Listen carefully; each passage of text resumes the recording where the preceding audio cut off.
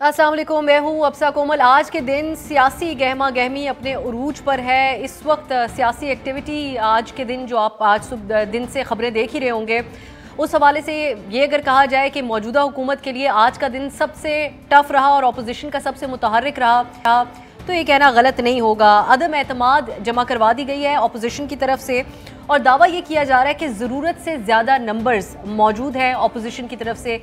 बारहा ये बात की जा रही है। एक प्रेस कॉन्फ्रेंस हुई जो सीनियर लीडरशिप है अपोजिशन की, उनकी तरफ से ये प्रेस कॉन्फ्रेंस हुई। मौलाना फजलुर रहमान साहब, शहबाज शरीफ साहब और आसिफ जरदारी साहब ने बातचीत की मीडिया नुमाइंदों से और वाजे किया इस अदम एतमाद की तहरीक की खबर आने के बाद कि वो क्या सोच रहे हैं। कुछ चीज़ों के जवाबात गोल कर गए, लेकिन कुछ अपना बयानिया उन्होंने मीडिया के सामने रखा। जैसा कि शहबाज शरीफ साहब, लीडर ऑफ द अपोजिशन, कहते हैं कि खारजा महाज के हवाले से जो प्राइम मिनिस्टर साहब ने बात की थी, प्राइम मिनिस्टर साहब ने कहा था कि ये बैरूनी ताकतों के आलाकार बने हुए हैं अपोजिशन। तो उन्होंने कहा कि जो महंगाई, बेरोज़गारी है, क्या ये भी खारजी मामला है क्या, और इसके अलावा ये भी किसी साजिश का हिस्सा है। नौकरियां ना मिलना नौजवानों को, प्राइम मिनिस्टर साहब के ऊपर भरपूर तनकीद की। साथ ही उन्होंने जो प्राइम मिनिस्टर साहब ने मेलसी में खिताब किया था, उस हवाले से भी कहा कि उसमें इमरान खान साहब ने इंतहा कर दी। मौलाना फजलुर रहमान ने भी बातें की। उन्होंने हुकूमत को बार बार ये बात कही कि इनके दिन गिने जा चुके हैं और जो तुमने करना था वो कर लिया, अब आपके पास करने को कुछ नहीं है। ये अल्फाज मौलाना साहब की तरफ से सामने आए। आसिफ जरदारी साहब से बहुत सारे सवालात हुए इस प्रेस कॉन्फ्रेंस में। उन्होंने कहा कि हमने ये सोचा और काफ़ी सोच विचार के बाद हम ये इक़दाम उठा रहे हैं कि अगर अब नहीं करेंगे तो कब करेंगे, और आइंदा तमाम पार्टीज़ अगर इकट्ठी नहीं मिलेंगी तो आइंदा आने वाले दिनों में मुल्की हालात को एक जमात संभाल नहीं सकती है। उसके बाद फौरी बाद एक और प्रेस कॉन्फ्रेंस हुई जो बैठक लाहौर में जारी थी। जहांगीर खान तरीन ग्रुप जो कि अब बढ़ चुके हैं उसके अंदर तादाद लोगों की, क्योंकि अलीम खान साहब भी कल रात को उसमें मर्ज हो गए, उनका ग्रुप भी, और वो शामिल हो गए इकट्ठे। उसमें उन्होंने 1 पॉइंट एजेंडा रखा, बाकी तमाम सवालात को डॉज किया और सिर्फ ये कहा कि तमाम JKT ग्रुप में शामिल लोगों का ये ख्याल है कि बुज़दार साहब के किसी तौर पे भी काबिल कबूल नहीं है। अब आपको ये भी मालूम होगा कि उनसे बातचीत करने के लिए हुकूमत ने इमरान इस्माइल साहब को बुलाया हुआ है, उनकी अलीम खान साहब से मुलाकात भी हुई। लेकिन इस प्रेस कॉन्फ्रेंस से बज़ाहिर ये लगता है कि ये हुकूमत के अंदर से जो नाराज़ अरकान हैं वो अभी तक हुकूमत उनको वापस काबू नहीं कर सकी है। इसके ऊपर हम बात करेंगे। इसके अलावा पीपल्स पार्टी का मार्च है, उस बारे में भी हमारे ख़ास प्रोग्राम के आखिरी हिस्से में जो वहाँ पर शुरका मौजूद है उनसे भी बातचीत की, रहनुमाओं से भी बात की, वो भी आपको सुनाएंगे। लेकिन पहले हम तहरीक अदम एतमाद के ऊपर ब्रॉडर ओवरऑल बातचीत कर लेते हैं। हमारे साथ सईद इफ्तिखार हुसैन शराजी साहब मौजूद हैं, ब्यूरो चीफ हैं डॉन न्यूज़ के, और हम हुकूमत से भी रब्ता करने की कोशिश कर रहे हैं, उनसे भी उनका मौक़िफ़ जानेंगे, क्योंकि अपोजिशन का तो शराजी साहब आज हमने पूरा दिन अहवाल जाना भी है और उनकी बातें भी सुनी हैं। पहली बात तो बुनियादी तौर पे यही होगी, जो हमारे नाजरीन भी देख रहे होंगे और हमारी एक ट्रांसमिशन भी चल रही थी, तज्जिया तो बहुत ज़्यादा आ गया, लेकिन शराजी साहब आपने मुख्तलिफ अदवार देखे हुए हैं। क्या तारीख़ ख़ुद को दोहरा रही है हमारे यहाँ, या फिर अपोजिशन के पास वाफिर मवाद मौजूद है और जस्टिफाई करने के लिए उनके पास रीज़न्स हैं कि अगर ये अदम एतमाद वो लाते हैं और सिटिंग प्राइम मिनिस्टर को बेशक जमहूरी तरीके से घर भेजते हैं, लेकिन ये कैसा ट्रेंड सेट होने जा रहा है इस अदम एतमाद की तहरीक से? मेरा ख़्याल में पार्लिमानी जमहूरियत के अंदर कोई अनहोनी बात नहीं है। इसमें कोई शक नहीं है कि दुनिया भर में जहाँ पे कायद ऐवान का एतमाद खो दे तो उसे जाना पड़ता है और उसको घर भेजने के लिए यही एक आइनी और जमहूरी तरीका है। तो मेरे ख़्याल में अगर हम ये कहें कि अपोजिशन कुछ नया करने जा रही है, हरगिज़ ऐसा नहीं है। ये और बात है कि इस मुल्क के अंदर इस तरह की तारीख़ रही नहीं है। हमेशा इस मुल्क के अंदर जब भी हुकूमतों को घर भेजा गया है वो गैर पार्लिमानी तरीके से भेजा गया है। तो पहली बार हम इस बात को अप्रिशिएट करें कि कोई पार्लिमानी तरीका अपनाया गया है, और वो ये है कि अगर अपोजिशन ये समझती है कि इस वक्त वो ऐवान की अक्सरियत खो चुके हैं तो उनको घर जाना चाहिए, और प्राइम मिनिस्टर भी अगर ये समझते हैं कि ऐवान का एतमाद खो चुके हैं तो उनको अपने आप को सरेंडर कर देना चाहिए। लेकिन इस पार्लिमानी के गैर पार्लिमानी बनने की गुंजाइश या इसको बनाने की हुकूमत की तरफ से उसकी गुंजाइश मौजूद है कि जब अगर प्राइम मिनिस्टर साहब आकर ये कहें कि, और ये वो कई दफ़ा कहते हैं कि मुल्की मसाइल इतने ज़्यादा थे कि आते साथ तो मुझे समझ ही नहीं आया कि हुआ क्या, अब मेरी गिरफ्त मजबूत हो रही है मामलात के गिर्द, तो वो कहते थे कि अगला दौर भी उन्हीं की हुकूमत का आएगा। तो ये हुकूमत के लिए एक जवाज़ बन सकता है कि उनकी हुकूमत को ऐसे वक्त में गिरा दिया गया जब वो चीज़ों का कंट्रोल हासिल करने की कोशिश कर रहे थे और खारजा का जो महाज है उसके ऊपर एक बड़ी पोजीशन, एक आज़ाद फॉरेन पॉलिसी लेके आ रहे थे, जो कि हुकूमत ऑलरेडी कह रही है कि बैरूनी साजिश। अब सर मेरे ख्याल में बयानात की हद तक तो आप कह सकते हैं कि आपने चीज़ों को अब समझ लिए और आने वाला वक्त बड़ा पाक बेहतरीन होगा और आवाम के लिए बड़ी आसानियाँ होंगी। लेकिन जो अब तक का 3.5 साल का कंडक्ट है वो तो यही बता रहा है। इससे पहले जो खान साहब कंटेनर पे थे, आप भी सुन रही थी, मैं भी सुन रहा था, पूरा पाकिस्तान सुन रहा था। उस वक्त तो लग रहा था कि उनको क्लैरिटी है कि इस मुल्क के इश्यूज़ हैं क्या और उनको रिजॉल्व कैसे करना है। लेकिन जब वो ड्राइविंग सीट पे आए हैं तो उसके बाद लगा है कि वो तो विजनलेस हैं, उनके पास तो कोई मसाइल का हल ही नहीं है। उनको समझ नहीं आ रहा है कि शुरुआत कहाँ से करनी चाहिए। और 6 माह बाद उसको एतराफ़ भी उनको करना पड़ा कि वो जब आप हुकूमत में हैं तो आपको बड़ी तैयारी के साथ आना चाहिए, और अगर नहीं आते तो फिर वही कुछ होता है जो हमारे साथ इस वक्त हुआ है। तो मेरे ख्याल में ये आप स्टेटमेंट के हद तक तो ज़रूर कह सकती हैं कि उनको शायद अब ये इदराक हो गया कि इस मुल्क के मसाइल के उनको हल कैसे करना है, बट प्रैक्टिकली ऐसा हरगिज़ नहीं है। और रह गया मामला ये कि अपोजिशन उनके ख़िलाफ़ जो कुछ कर रही है वो तो करेगी, इसमें कोई शक नहीं है, लेकिन ख़ुद गवर्नमेंट की परफॉर्मेंस क्या है, आपने डिलीवर क्या किया है। तो मैं समझता हूँ कि दुनिया भर के जो इंडिपेंडेंट इस वक्त इंस्टीट्यूशंस हैं वो भी आपको मेरे ख्याल में रेट जो कर रहे हैं वो बड़ा बिलो एवरेज रेट कर रहे हैं।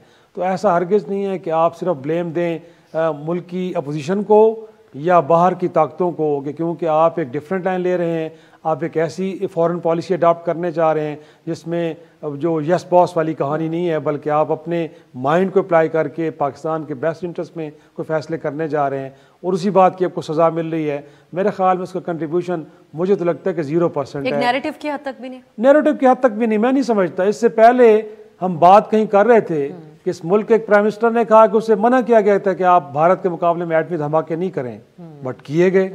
क्या उस मुल्क के प्राइम मिनिस्टर को उठा के कुर्सी से बाहर फेंक दिया गया? नहीं, वो हुकूमत चलती रही। तो उस वक्त तो वो अमेरिका कहीं ज़्यादा ताकतवर मुल्क था। आज तो उससे कहा जा रहा है कि वो शायद एक उसका डाउनफॉल है। तो उस वक्त अगर एक इतनी बड़ी ताकत को कन्फ्रंट किया गया, उसकी विश और विल और उसकी इंस्ट्रक्शंस के अगेंस्ट पाकिस्तान खड़ा हुआ और पाकिस्तान के साथ कुछ नहीं हुआ, तो आज खान साहब ने सिर्फ एक स्टेटमेंट दी है। इससे पहले तो हमने देखा है कि जब यूएन के इजलास के ऊपर आप डिसाइड करके आए थे कि कुआलालंपुर आप जाएंगे, एक नया ब्लॉक बनाने जा रहे हैं, लेकिन ये खान साहब थे कि एक फ़ोन कॉल आई और फिर आप कुआलालंपुर नहीं गए। आप वहाँ पे जाके ना दुर्दगान साहब के साथ बैठे हैं, ना महातीर मोहम्मद साहब के साथ बैठे हैं, और फिर आपको कहना पड़ा कि हमें मना किया गया कि आप उस तरफ नहीं जा सकते। तो ऐसा हरगिज़ नहीं है कि आप बहुत ज़्यादा कोई डिफरेंट लाइन ले रहे हैं और उसकी सज़ा मिल रही है। मेरे ख्याल में पब्लिक एंड पे आप डिलीवर नहीं कर सके, और फिर जो एक नैरेटिव आप लेके आए थे एहतिसाब के मामले पे, वो भी बुरी तरह माजरत के साथ पिटा है। और इस इदारा जिसके ऊपर आप रिलाई कर रहे थे, उस इदारे के बारे में इस मुल्क के आला तरीन अदलिया ने कहा है कि नैब का इदारा लगता है बादी नज़र में कोई पॉलिटिकल मैनेजमेंट के लिए इस्तेमाल हो रहा है, एहतसाब के लिए हरगिज़ वो काम नहीं कर रहा। तो जब इस तरह की चीज़ें हों तो फिर लगता यही है कि आपने स्पेस दिया पोजीशन को, कि जब लगा है कि पब्लिक परसेप्शन अब आपके अगेंस्ट चली गई है तो उन्होंने भी मौका अच्छा जाना है। पार्टी के अंदर भी लोग ऐसे थे कि जो आपसे कहीं ना कहीं नाइट थे, जो आपने फैसले किए, आपके बारे में लोग कहते थे कि हमने बड़ी स्ट्रगल की है, बट आप टेक्नोक्रेट्स को लेके आके बैठ गए। नॉन इलेक्टेड लोग आपके करीब बैठे हैं, जिन लोगों ने मारे खाई हैं, जो आपके साथ खड़े रहे, आज वो कहीं बैकग्राउंड में चले गए। तो मेरे ख्याल में ये वो गलतियाँ हैं। फिर साथ में अफसर जो मैं एक और बात करना चाहूँगा कि खान साहब ने एक वक्त में कई फ्रंट्स इकट्ठे खोले हैं, उसका नतीजा ये निकला है कि किसी एक पे भी वो सक्सेस हासिल नहीं कर सके, फेलियर हुआ है, और उस फेलियर का फ़ायदा अपोजिशन को हो रहा है। और फिर अब मैं एक ब्रेक की तरफ जाती हूँ, वापस आकर इस पे भी आपसे बात करेंगे कि नाराज़ अरकान जो है, जिनका एक बड़ा रोल तमाम चीज़ों के अंदर सामने आ रहा है, जो वो खुलकर कह तो नहीं रहे इस तरह की बात, उनसे बात करने में क्यों इतनी देर कर दी, अगर वो बड़े करीबी भी रहे प्राइम मिनिस्टर साहब के, इससे भी बात करेंगे। और हमारे साथ हुकूमती जो रिप्रेजेंटेटिव भी मौजूद होंगे, अली जैदी साहब होंगे हमारे साथ, एक शॉर्ट ब्रेक के बाद।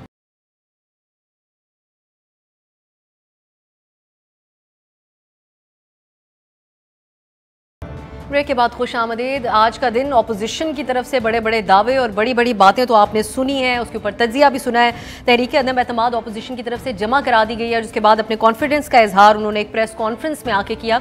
अब हम बात कर लेते हैं हुकूमत से कि हुकूमत क्या करने जा रही है और उसको कैसे देख रही है। हमारे साथ वफाकी वजीर बहरी अमूर सैयद अली जैदी साहब मौजूद है। बहुत शुक्रिया अली जैदी साहब आपके कीमती वक्त के लिए।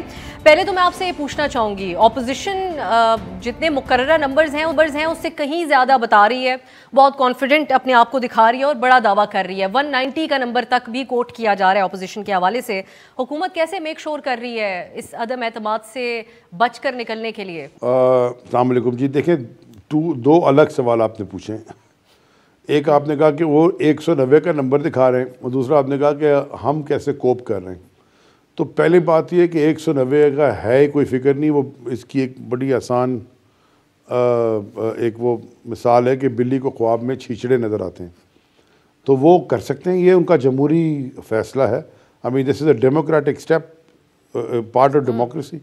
अगर वो करना चाहते हैं वो कर लें अपना शौक़ पूरा। हम क्या कर रहे हैं ये तो फिर आपको पता चलेगा जब ये दे हैव टू, उनको 172 लोग लाने, वो पहले 172 के करीब पहुँचे फिर बात करेंगे।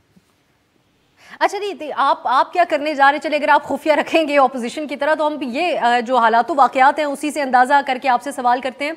इत्तेहादी काफ़ी हद तक ये तासुर दिया जा रहा था कि आप लोगों ने सिक्योर कर लिया है, काफ लीग के जिस किस्म के बयानात आ रहे थे। आज चौधरी शुजात हुसैन साहब मौलाना साहब से मुलाकात कर रहे हैं, फिर तरीन ग्रुप और अलीम खान साहब के साथ जो लोग थे वो एक साथ इकट्ठे हो गए, उन्होंने एक बार फिर बड़ा वाज़ेह पैगाम दिया है कि हमें बुज़दार साहब कबूल नहीं है। तो इस हवाले से क्या किया जा रहा है फिर हुकूमत की तरफ से? अब इत्तेहादी भी आज मुलाकात कर रहे हैं अपोजिशन से इस अहम दिन। फिर आपने दो सवाल पूछे, एक आपने इत्तेहादियों का पूछा है, फिर एक आपने हमारे अंदर के लोगों का पूछा है। तो देखें इत्तेहादी का मतलब क्या है? इत्तेहादी तो हमारे माने कोलिशन पार्टनर्स हैं ना, तो अगर वो किसी से मिलना चाहते हैं या उनकी कोई रिजर्वेशन होती है, वो किसी से मिलना चाहते हैं, उनका बयानिया है, उनका नैरेटिव है, वो तो किसी को मिलने से तो उनको कोई नहीं रोक सकता।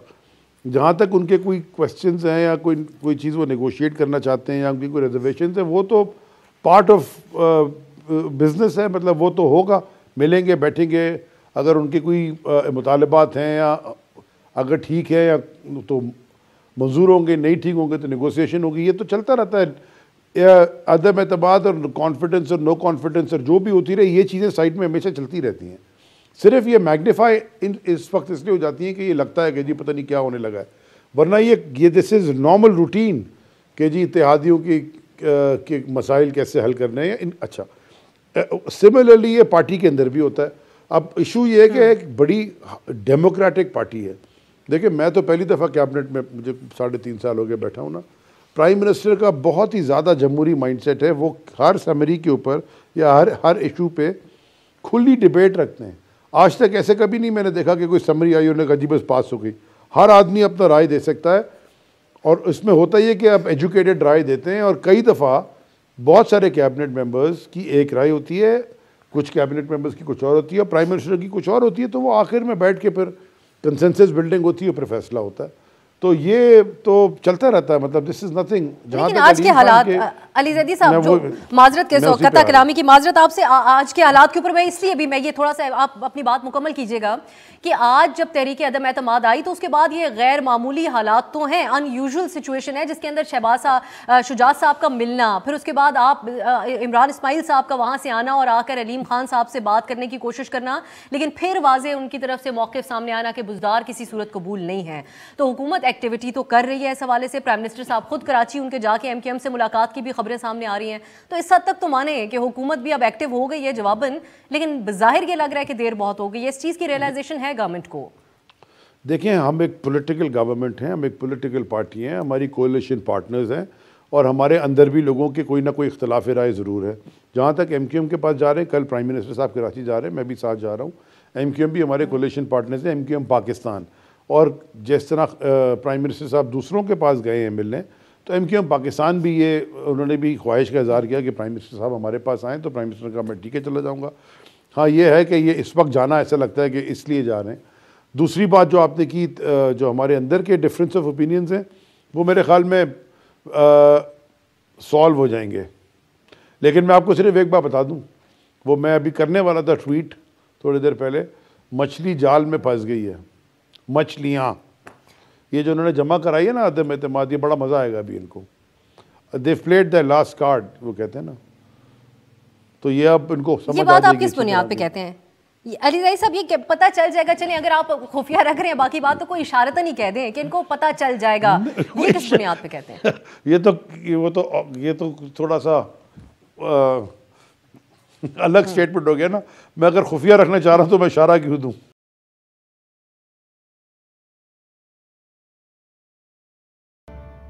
नाज़रीन, ये बात भी काबिल गौर है कि हुकूमत शुरू से ये बात कर रही थी कि इत्तेहादी हमारे साथ हैं, ऑपोजिशन बार बार ये बात कह रही थी कि हमारी नज़र इनके अपने लोगों पे। अली ज़ैदी साहब, अगर अब आपको मेरी आवाज़ आ रही है तो मैं जानना चाहूँगी, जो आज सबसे ज़्यादा लोग जानना चाह रहे हैं वो ये है कि वज़ीर आला के हवाले से, वज़ीर आला बुज़दार के हवाले से आप कह रहे हैं प्राइम मिनिस्टर साहब MQM से मुलाकात के लिए जाएंगे, लेकिन बज़ाहिर थ्रेट इत्तेहादी अब रहे नहीं, यही लोग हैं जो आपकी पार्टी के अंदर से है। ये मामला इतना सिंपल नहीं है कि जिसना तरीन साहब, प्राइम मिनिस्टर साहब ने कहा मेरे खिलाफ जा नहीं सकते।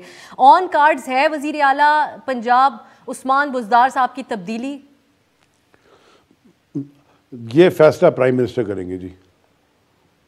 कोई आसार है अली ज़ैदी साहब? मतलब मैं I can't comment on it because मैं ये फैसला प्राइम मिनिस्टर का है। अब मैं माइंड रीडर होता तो फिर मैं आपको शायद कोई, मैं माइंड रीडर तो हूँ नहीं।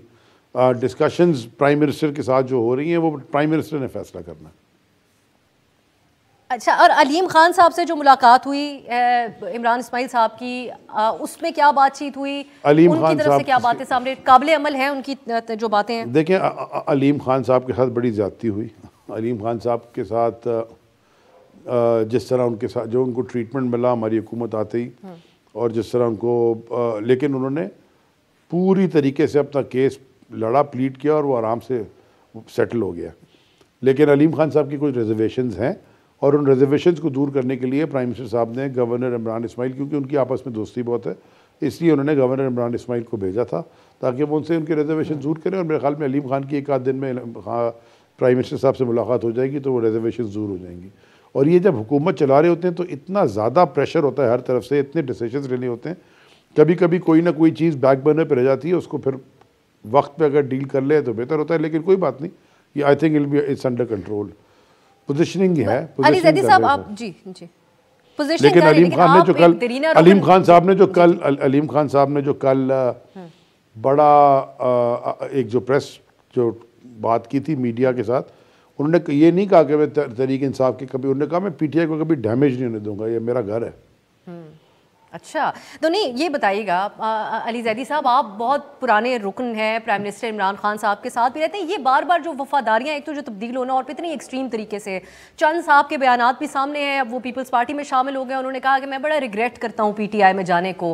फिर उसके अलावा भी जो लोग निकलते हैं, और अब यहाँ पर भी जो ज़राए बताते हैं, तरीन साहब के साथ भी शामिल लोग और अलीम साहब के साथ भी, वो बड़ी सख्त बातें करते हैं हुकूमत के हवाले से कि गवर्नेंस एक बहुत बड़ा इल्ज़ाम है। खा उनकी कितनी भी रिस्पेक्ट हो प्राइम मिनिस्टर इमरान खान साहब के लिए उनके दिलों में, लेकिन वो गवर्नेंस के ऊपर सवाल उठा रहे हैं। प्राइम मिनिस्टर साहब की चॉइस उस्मान बुज़दार साहब, जिसके लिए प्राइम मिनिस्टर साहब हर तरह से डट कर खड़े रहे, उस पर सवाल उठा रहे हैं।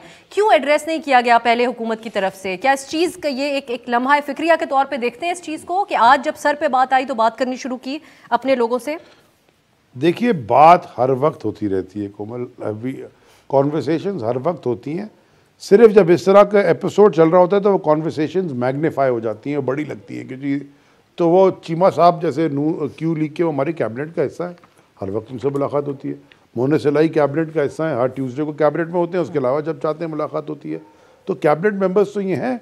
इसी तरह MQM के भी अमीनुल हक साहब और फ़ारूक नसीम दोनों कैबिनेट का हिस्सा हैं, बल्कि इंपॉर्टेंट है सारे, ये इनके पास वजारतें, इंपॉर्टेंट मिनिस्ट्रीज़ हैं, लॉ मिनिस्टर हैं और minister of information technology and telecommunication, ये बड़ी इंपॉर्टेंट वजारत है। तो उसके बाद भी हर वक्त मुलाकातें होती रहती हैं। कुछ दिन पहले भी MQM के डेलीगेशन में इत्तफाकन मैं भी वहाँ पे था, जिसमें फ़ारूक नसीम और अमीनुल हक साहब आए थे मिलने। तो ये तो कांस्टेंट बातें चलती रहती हैं। महीना पुरानी मुलाकात की भी बात हुई, अभी मैग्नीफाई इसलिए लग रही है कि वो नो कॉन्फिडेंस आया हुआ है। जहाँ तक आपने बात की कि जी हमारे अंदर की, मैंने आपसे पहले कहा ना कि लोगों की होती हैं रिजर्वेशंस, और पॉलिटिकल पार्टी के प्रोसेस में रिजर्वेशंस कॉन्स्टेंटली एड्रेस और दूर की जाती हैं। चंद साहब की आपने बात की तो मैं यही सवाल दोबारा आपसे पूछ लेता हूँ, जब वो पीपल्स पार्टी छोड़ के यहाँ आए थे जब भी कुछ ना कुछ था, तो ये बहुत सारे लोग जमातों में कई दफ़ा आगे पीछे होते रहते हैं, हर एक तो नहीं। लेकिन ज़ैदी साहब, उन्होंने ये नहीं उस वक्त कहा था कि उन्होंने रिग्रेट किया पीपल्स पार्टी में इतना वक्त गुजारने को, जो अल्फाज उन्होंने बोले हैं। और रिजर्वेशंस जिसको आप कह रहे हैं वो पूरी की पूरी गवर्नेंस के ऊपर सवाल है, जो प्राइम मिनिस्टर साहब की कारकर्दगी के ऊपर at the end of the day सवाल आता है। मैं आपका ज़्यादा वक्त नहीं लूँगी, आखिर में मैं दो चीज़ें पूछना चाहूँगी। एक तो क्या जहांगीर तरीन साहब से प्राइम मिनिस्टर साहब का हिमसेल्फ को रब्ता हुआ है, और अलीम खान साहब से भी मुलाकात या बातचीत के कुछ चांसेस मौजूद हैं? पहले आप इस पर रिस्पॉन्ड करें। देखिए, मैं दोनों चीज़ों पर रिस्पॉन्ड कर देता हूँ आपकी क्विकली। गवर्नेंस वो जो गवर्नेंस पे इल्ज़ाम लगा रहे हैं, उनके बैंक अकाउंट से 400-400 करोड़ रुपए निकल रहे हैं, किसी के ऊपर केसेस बने हुए हैं, किसी के ऊपर GITs बनी हुई है, मर्डर के केसेस हैं, गैंगस्टर के मर्डर के केसेस हैं, पता नहीं क्या क्या चीज़ें हैं। वो अगर हमें गवर्नेंस का ऑपोजिशन इल्ज़ाम लगा रही है, नहीं, मैं तो बात कर रहा हूँ जो अदम एतमाद लेके आ रहे हैं। जहाँ तक आपने बात की तरीन साहब की, मुझे इस बात का इल्म नहीं कि प्राइम मिनिस्टर साहब का उनसे रब्ता हुआ है कि नहीं हुआ। इस बात का मुझे ज़रूर इल्म है कि अनकरीब प्राइम मिनिस्टर की अलीम खान साहब से मुलाकात होने वाली है। अच्छा, अनकरीब, ये आप कंफर्म करें। अच्छा, आखिर में ये अब सवाल एक उठाया जा रहा है अपोजिशन की तरफ से भी और ओवरऑल भी, अब अगर हुकूमत समझती है कि आपके पास नंबर्स पूरे हैं, आपको कोई थ्रेट नहीं है अपोजिशन की अदम एतमाद की तहरीक से, और जिस तरह के प्राइम मिनिस्टर साहब का मशहूर जुमला कल परसों का कि मैं इनके साथ नाकामी के बाद अदम एतमाद के क्या करूँगा, अगर इस हद तक कॉन्फिडेंट है तो फिर आज ही ये ऐलान क्यों नहीं कर लिया जाता कि कल इजलास बुला लिया जाए। शेख रशीद साहब ने कहा कि 14 दिन लग सकते हैं, OIC के वफ्त ने भी शिरकत करनी है, बहुत वक्त लग सकता है इन सारी चीज़ों के अंदर, क्यों ना हुकूमत दूध का दूध पानी का पानी कर दे और कल ही इजलास बुला ले। हुकूमत ने स्टेट चलाना होता है, हुकूमत स्टेट के बिजनेस को भी देखती है, हुकूमत ने फॉरेन चीज़ें भी फॉरेन पॉलिसी, फॉरेन रिलेशंस भी देखनी होती हैं, हुकूमत ने इंटरनल फाइनेंशियल मैटर्स भी देखने होते हैं। हुकूमत में फारिग तो नहीं बैठे हुए, अब ये ले आए जो उनका जमहूरी हक है, हम जब रिक्वेजिशन का टाइम है कि हम करके ले लेंगे, इनको बोलेंगे ला के दे दें। इन नंबर से उन्होंने प्रूव करने ना, हमने तो जाना भी नहीं है। They have to deliver the numbers. उन्होंने 172 लेके आने हैं। और बिल्कुल सही, और वो दावा कर रहे हैं 190 के करीब का। बहुत बहुत शुक्रिया सैयद अली जैदी साहब आपके कीमती वक्त के लिए। इस बार वफाकी वजीर अली जैदी साहब कंफर्म कर रहे हैं कि अनकरीब अलीम खान साहब की प्राइम मिनिस्टर इमरान खान साहब से मुलाकात हो सकती है। अब ये देखना होगा कि प्राइम मिनिस्टर साहब अपने पुराने साथियों को अपने साथ वापस उनके जो तहफ़्फ़ुज़ात हैं उनको दूर कर सकते हैं, जिसमें सबसे बड़े जो उनकी तरफ से बात सामने रखी गई वो ये थी कि उस्मान बुज़दार के साथ उस्मान बुज़दार के अलावा हम किसी बात के ऊपर नहीं मानेंगे हुकूमत के लिए। ये मामलात है। एक ब्रेक की तरफ जाते हैं, फिर एक और जो सियासी अहम तरीन एक्टिविटी है वो पीपल्स पार्टी का लॉन्ग मार्च है, इस बारे में बात करेंगे एक ब्रेक के बाद।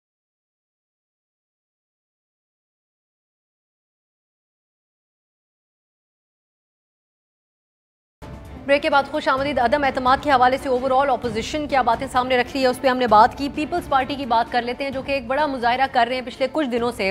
सिंध से लॉन्ग मार्च का आगाज़ किया गया पीपल्स पार्टी की तरफ से और अब इस्लामाबाद में दाखिल होने को ही है। बीच में खबर थी कि अगर रोका गया तो पीपल्स पार्टी की तरफ से कहा गया था फैज़ाबाद में धरना देंगे, लेकिन फिर बिलावल साहब ने ऐलान किया कि डी चौक की तरफ अब हम गामजन हैं। तो हमने भी आज हमारे टीम मेंबर फहद महमूद ने इसको कवर किया, इस रावलपिंडी से आगे बढ़ने वाले इस काफिले को पीपल्स पार्टी के, और वहाँ पर मौजूद जो कारकुनान थे, जो शुरुका थे, उनसे भी बातचीत की कि वो क्यों इस मार्च में शामिल हैं, और जो रहनुमाए पीपल्स पार्टी के उनसे भी बात की। आप मुलाहिजा कीजिए। पाकिस्तान पीपल्स पार्टी का लॉन्ग मार्च कराची से चला है और डी चौक की जानब रवा दवा है। मार्च में शरीक शुरका से हम पूछेंगे कि उनके मुतालबात क्या है और क्या मकसद है जिसके तहत वो इस्लामाबाद आए हैं। इस हुकूमत का खात्मा, जो अजाब इमरान खान की सूरत में पाकिस्तान और पाकिस्तान की अवाम के ऊपर मुसल्लत हुआ है, उससे छुटकारा हासिल करना। लॉन्ग मार्च के मकासद ये थे कि पाकिस्तान की अवाम को इस चीज़ को बावर कराया जाए कि पाकिस्तान के साथ जो खिलवाड़ इमरान खान ने और उसकी हुकूमत ने किया है, उसमें अपने हकूक़ के हसूल के लिए उनको पाकिस्तान पीपल्स पार्टी का साथ देना होगा। अदम एतमाद की तहरीक है वो आज पेश हो गई है और इंशाअल्लाह ताला इस हुकूमत से बहुत जल्द पाकिस्तान की जान छूटेगी। ये जमहूरी इस जदोजहद का मेरे ख्याल में इस कंटेम्प्रेरी उसमें देखें तो सबसे बड़ा एक लॉन्ग मार्च है। वालहाना इस्तकबाल हुआ है, जितना सिंध में हुआ है, पंजाब में भी वारिस शाह की और इकबाल की धरती पे भी फैज़ की उतना ही हुआ है। अब खैर से इस्लामाबाद अब पहुँच रहे हैं। चार्टर ऑफ डिमांड जो पॉइंट्स थी वो सबके सामने हैं। बेसिकली रूल ऑफ लॉ और पार्लियामेंट की सुप्रीमेसी, ह्यूमन राइट्स की बात करते हैं, और ये जो महंगाई के हवाले से दूसरी जो भी पॉलिसीज़ हैं हुकूमत की, उस हवाले से जारी बातें जो आवाम की बात है, और जो भी जो मुआशी हों, खारजी हों, दूसरी पॉलिसीज़ हों, तो उनकी खुद कैबिनेट की भी नाकामी है, कोई डायरेक्शन नहीं है इस हुकूमत के पास। तो मेरे ख्याल में एक वही चीज़ है कि जब तक ये लोगों के असल मैंडेट को जो है वो नीचे करके धांधलियों पे हुकूमतें इस तरह की होंगी तो वो तो बेड़ा गर्क ही करेगी। चेयरमैन बिलावल भुट्टो जरदारी साहब ने एक बड़ा ही मेरे ख्याल में अहम मिशन लिया है और ये कॉन्स्टिट्यूशनल ऑप्शन है हमारे पास। रोड के पार्लियामेंट से बाहर ये रोडों वाला रास्ता है जिसमें पीसफुल है हम, आप देख रहे हैं इतने दिनों में, और पार्लियामेंट में आज हमने खैर से वो जमा करा दी है। तो इस हवाले से इंशाल्लाह जीत जो है वो मुतअद्दिद अपोजिशन की है, पाकिस्तान के अवाम की है, मैं यही कहूँगी। और पार्लियामेंट की सुप्रीमेसी, अवाम की आवाज़, अवाम की बात, कॉन्स्टिट्यूशन की जो है वो पासदारी ये ज़रूर होनी चाहिए। लॉन्ग मार्च तो पहले से तय किया हुआ था, नेचुरली वो जो अनाउंसमेंट थी चेयरमैन बिलावल भुट्टो जरदारी साहब की, उन्होंने अमल किया, लोगों ने समझा ये सख्त कठिन कड़ा एक मरहला होता है किसी भी पॉलिटिकल पार्टी की जदोजहद में। लेकिन आपने देखा है, दुनिया ने देखा है कि हम थोड़ा देर भी यहाँ खड़े हैं तो बहुत सारे लोग नए आए हैं तो वो परेशान है, तो कितनी देर लग रही है। लेकिन ये ऑप्शन जो है ये भी ज़रूरी था, क्योंकि प्रेशर के जो भी आपके पास ऑप्शंस होते हैं, अगर आप पीसफुल नॉन वायलेंट जदोजहद करते हैं तो यही चीज़ें आपके पास होती हैं। हम कोई हथौड़ा लेकर या खुदा न खास्ता कोई हथियार लेकर सामने नहीं है, हम आवाम के हुजूम के साथ हैं। और पार्लियामेंट में भी अभी भी ताले हैं, उसमें भी जो चीज़ हम कर सकते हैं, कॉन्स्टिट्यूशनल ऑप्शन से हमारे पास है, जमहूरी ऑप्शन से हम उसी को साथ लेकर चल रहे हैं। मुतालबा तो हमारा एक ही है कि इस सेलेक्टेड नाअहल और नाकाम न्याजी को भगाना है, क्योंकि इसने मुल्क का बेड़ा गर्क किया है और अवाम का जीना भी हराम कर दिया है, और इस तरह मतलब मुल्क का सत्यानाश किया है कि इसको सालों साल लग जाएगी ठीक होने में। तो इसको और ज़्यादा हम वक्त बिल्कुल नहीं दे सकते। और अवाम, ये सिर्फ पीपल पार्टी की नहीं, बाकी अवाम भी हमारे साथ भरपूर तरीके से शामिल हैं। तो हम ये जो अवाम है वो जाके वहाँ फैसला करेगी कि इनके साथ क्या करना है। हम पार्टी की तरफ से ये भी कोशिश कर रहे हैं, तदम भी लाएंगे, और लेकिन अवाम पे अपना फैसला वो डी चौक पे जाके सुनाएगी। मुतालबात एक ही है, गो न्याजी गो द फर्स्ट, क्योंकि पाकिस्तान को क्राइसिस से निकालना है। पाकिस्तान की जो करेंसी डूबती चली जा रही है उससे पाकिस्तान को बचाना है। जो IMF के जंगल में पाकिस्तान फंस रहा है उससे निकालना है। और पाकिस्तान की जो फॉरेन जो पॉलिसीज़ हैं वो फेलियर की तरफ इस वक्त जा रही हैं, तो जिसमें मुल्क की स्टेबिलिटी को भी ख़तरा है, तो उसे निकालना है। हमारा जो मिशन जो उनसे है ना, वो हम अपने मिशन पर चेयरमैन बिलावल भुट्टो जरदारी की क़यादत में डी चौक पहुँच रहे हैं। और ये एक हमारा डेमोक्रेटिक हक़ है, ये जमहूरी हक़ है और हम उसको अवेल कर रहे हैं। कराची से ये काफ़िला चला है और यहाँ तक इस्लामाबाद है, एक गमला भी नहीं टूटा। कितना पुरअमन और कितनी लोगों की कोऑपरेशन, 30-30 मील लंबी जो है ना वो कतार, और लोग जो है ना इसको काफ़िले को ज्वाइन कर रहे हैं। अभी भी देखा कि हमें वी सपोज टू कम इन इस्लामाबाद 8-10 बजे नाश्ते के बाद। जब से हम निकले हुए अभी ये टाइम हो गया है और कितना बड़ा काफ़िला है, आप इसका ख़ुद ही अंदाज़ा लगा सकते हैं। और इंशाअल्लाह ताला इस जो सा मिनी डिक्टेटर और ये सिलेक्टेड जो है ना ये प्राइम मिनिस्टर से हम जान छुड़वा के रहेंगे पाकिस्तान की। खान साहब की और खान साहब की सिलेक्टेड हुकूमत का पिछले 3-3.5 साल का मवाजना कर ले तो आपको अंदाजा हो जाएगा कि आवाम के लिए, पब्लिक के लिए उसके पास प्रोग्राम क्या है। उसके पास कोई प्रोग्राम नहीं है। जो प्रोग्राम है वो IMF का प्रोग्राम है, जिसके लिए वो जाने पे खुदकशी की बातें कर रहा था। आज आवाम खुदकशी करने के लिए जो है ना वो तैयार बैठी हुई है। इनको कोई अंदाजा नहीं हो रहा, ये सब ख्वाब खरगोश में मुब्तला लोग हैं। इन्होंने अपनी जो इदारे हैं उनको तबाह कर दिया है, हर चीज़ तबाह हो गई है। हर एक को इस महंगाई ने, बेरोजगारी ने, लाकानूनियत ने पीस के रख दिया है। इससे छुटकारा चाहते हैं और न्याजी हुकूमत को ये जो मार्च है अवाम का ठाठे मारता हुआ समंदर ये बहा के लेके जाएगा। चेयरमैन बिलावल भुट्टो जरदारी साहब जो हैं वो आम आवाम के लिए निकले हैं। हम जियालों ने मजबूर किया हमारी कि बिलावल साहब आप बाहर निकले, आवाम पिस रही है, आवाम मर रही है, तो इस न्याजी से हमारी जान छुड़ा दें। हमारे किसान, हमारे मजदूर इस नाअहल हुकूमत की वजह से बहुत ज़्यादा परेशान हैं। उनके घर में चूल्हा नहीं जलता, उनके पास पानी नहीं मिलता है, उनको हर चीज़ की परेशानी है। तो हम उस सेलेक्टेड और नाअहल हुकूमत को गिराने के लिए कराची से इस्लामाबाद आए। वो सेलेक्टेड है न्याजी, उसको चले जाना चाहिए। उसको अब गरीब लोगों के ऊपर रहम करना चाहिए। अगर उसे पाकिस्तान से मोहब्बत है, वो पाकिस्तान का नारा लगाता है, वो 10 करोड़ नौकरियों के वादे करता है, उसको आज अपनी इज्जत खुद अपने हाथ में होती है। बीइंग अ एजुकेटेड पर्सन आप रिज़ाइन करें। 27 फरवरी को चेयरमैन बिलावल भुट्टो जरदारी की क़यादत में निकले। आज अल्हम्दुलिल्लाह बिलावल भुट्टो जरदारी साहब ने सियासी तारीख में एक नए बाब का इजाफा किया है। जो 10 दिन का कारवां कराची से निकला इस्लामाबाद पहुंचा है, जो लोगों ने जो रिस्पॉन्स दिया है वो काबिल दीद था। लोग इस हुकूमत से बेजार हो चुके हैं। लोगों ने तहरीक अदम एतमाद रोडों पर पेश करके ये साबित कर दिया कि इस हुकूमत को मुल्क का सत्यानाश कर दिया, लोगों को बेरोज़गार किए, मैशियत को तबाह किया। आज अगर कोई हकीकी लीडर है तो बिलावल भुट्टो जरदारी है। ये जो लोग जलील हो रहे हैं इनका नाम इमरान खान से ताल्लुक़ है। इमरान खान वो प्राइम मिनिस्टर हाउस में बैठा हुआ है, उसकी मौजी हैं, वो आता है हेलीकॉप्टर में, जाता है हेलीकॉप्टर में, जलील आवाम हो रही है। इन्होंने जो नौकरी का वादा किया था कि 1 करोड़ नौकरियां दूंगा, तो 10,000 लोगों को पाकिस्तान स्टील मिल से निकाल दिया गया।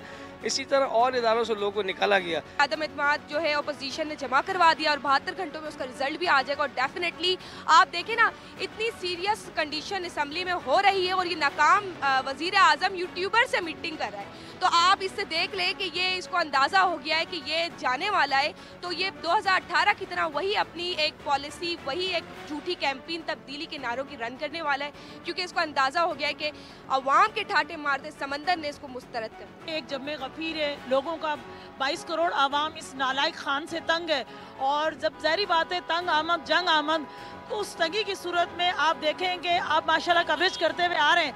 मैं समझती हूँ तारीख का इतना बड़ा जो है ना मार्च नहीं हुआ होगा जो बिलावल भुट्टो साहब की क़यादत में चल रहा है। हमारा मुतालबा सबसे पहला ये है कि क्योंकि ये नालायक आज़म, हम नालायक आज़म कहेंगे, नालायक आज़म को घर चले जाना चाहिए, क्योंकि ये घर जाएगा तो अवाम सुख का सांस लेगी, पाकिस्तान सुख का सांस लेगा, पाकिस्तान की मईशत बहाल होगी, पाकिस्तान का नाम बेहतर होगा। जो इसका काम नहीं है करना, इसका काम है तबाही, इसका काम है बर्बादी, चाहे वो अवाम की हो चाहे वो मुल्क की हो, इसका काम एक ही सही सिम पे गया है कि जो कुछ भी है पहले वाले चोर हैं, एक यही हाजी खान है और जिसने इस मुल्क को इस दहाने पर ला खड़ा किया। आज हम इस्लामाबाद से जंग ख़त्म करने आए, जिसकी वजह से पूरा पाकिस्तान परेशान था। सिर्फ इस्लामाबाद ये कहना चाहिए पूरा पाकिस्तान परेशान था। आज उस जंग को हम यहाँ ख़त्म करने आए और इंशाअल्लाह ताला हमारे चेयरमैन बिलावल भुट्टो साहब इस गन को ख़त्म करके ही जाएंगे और उनकी एक आवाज़ पर पूरे पाकिस्तान से लोग निकले हुए। ये देख लें आप, जो भूखे प्यासे, ना उन्हें खाने का होश है ना उन्हें पीने का होश है, सिर्फ बिलावल भुट्टो की एक आवाज़ पर लब्बैक पे खड़े हुए यहाँ पर। और इंशाअल्लाह ताला आज फतह होगी हमें और हम इस गन को ख़त्म करके असम्बली को खाली करा के जाएंगे। मकसद हमारा यही है, हम इमरान खान के उतारेंगे। महंगाई हर शय बढ़ गई है, इस वजह से इसको उतारने के लिए आए हैं।